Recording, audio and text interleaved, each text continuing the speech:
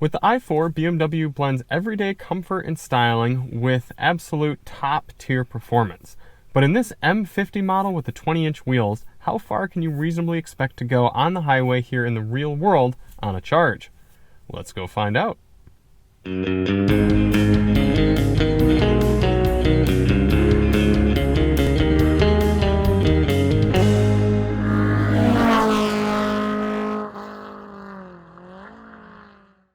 Hey everybody, it's Charlie with Daily Motor, and today we've got the real-world highway efficiency test of the 2022 BMW i4 M50. In today's test, we're going to head out and do about 60 miles on the highway, come back, charge it up, and see how efficient it was. And before we get started, let's hop out and take a look at it. As I said, this is the top spec of the i40, but really, it just looks like a BMW 4 Series Grand Coupe. It's got kind of the slope roof back there, and then 4 doors.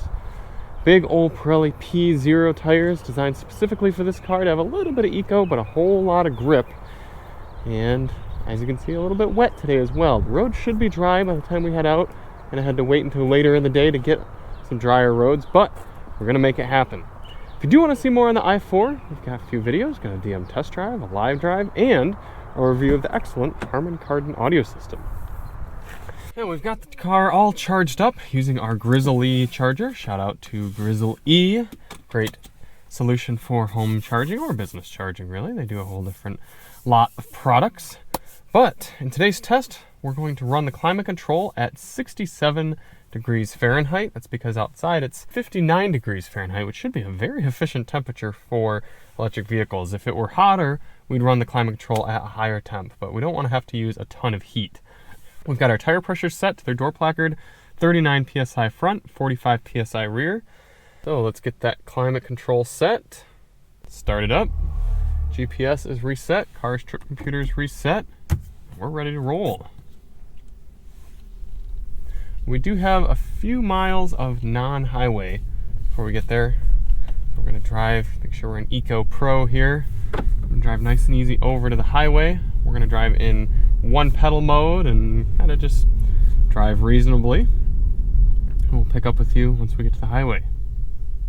The goal with this test isn't to hypermile. We're not trying to get the best possible range number out of this car, but rather a realistic figure if you were to just get on the highway and go do a trip. In order to test that out, we're going to set our cruise control at a GPS indicated 72 miles per hour. That should allow us to average about 70 over the whole test.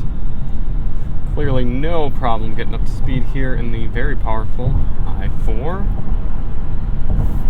This thing is so smooth too. There's virtually no wind noise. The only thing you hear quite a bit of is road noise because of these fairly aggressive summer tires. Looks like the GPS is reading a few miles per hour low compared to our speedometer. So we're gonna have to set the car at about 75. Yep, 75 on the dash, it's giving us 72 on the GPS. We've got a pretty darn good active lane keeping system, a semi-autonomous drive mode, if you will, here in the i4. So this is going to be a pretty relaxing trip for us. We're going to settle in and review and test out the Harman Kardon audio system and catch up with you at the end. In the meantime, enjoy this time lapse of the entire trip.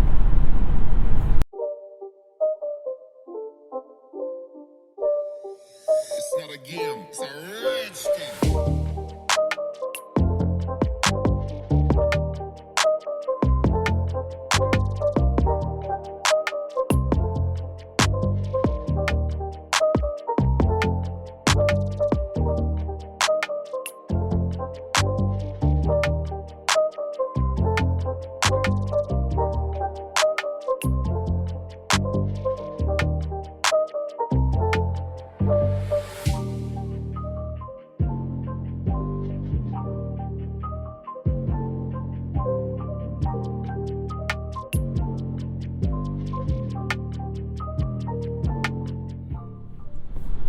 Coming into the end of the highway range test here in the i4, this thing really not too bad. Even despite being the 20-inch wheel option, it's only supposed to have 227 miles of range, but the way we're tracking at 2.6 and 2.7 miles per kilowatt hour, we're definitely get a bit more than that out of the 81 usable kilowatt hours. Other than that, as I expected, a nice place to be. I've got the active lane keeping, got the great sound system. Yeah, it's a good car. It really is. I would get the 19s so that I could get that extra 40 or so miles of range, but even on these 20s, it looks like you can squeeze out well over 100 even at highway speeds. So we're gonna take it nice and easy back to the house, get it plugged in, and then once we get our final charge result, do a few calculations and see what you can expect in terms of total range. Wrapping up the video here in the Volvo XC60 Recharge, because it's actually been a few weeks since we finished the i4 test and the car got all charged up and everything, but we have all the data, so let's take a look at it now. The car went 61.6 miles over the entire test and ended up at a charge level of 72%. We also know from our Grizzly Charge Lab app, get that open here, that on that charge we used 24.1 kilowatt hours from the charger at the house. Now, we like to assume a 90% charging efficiency, meaning after any losses between the charger and the car and using anything for the electronics and for battery heating and everything, we like to say that about 90% of that electricity actually makes it into the battery. So 24.1 times 0.9, we're going to assume 21.69 kilowatt hours were actually used up by the battery to do that trip. So 61.6 miles traveled divided by that 21.69 is giving us 2.84 miles per kilowatt hour. That's a fairly decent result for more of a performance-oriented car like that.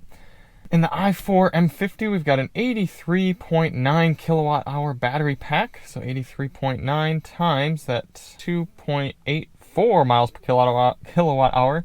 It's giving you an effective highway cruising range of just under 240 miles. We're going to say 230 miles to be safe there at 70 miles per hour cruising along in the i4 M50 with the 20-inch wheels.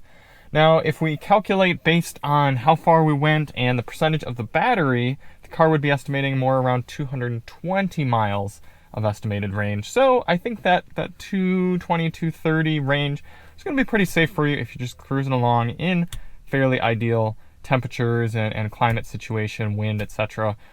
at 70 miles per hour.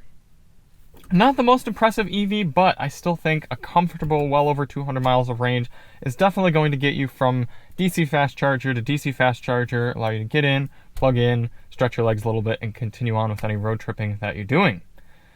So thank you all so much for watching. If you do want to see more on the i4, check the link in the description. We've got that review of the S-tier Harman Kardon sound system. And we'll see you on the next one. I'm Charlie with Daily Motor, and as always, drive on.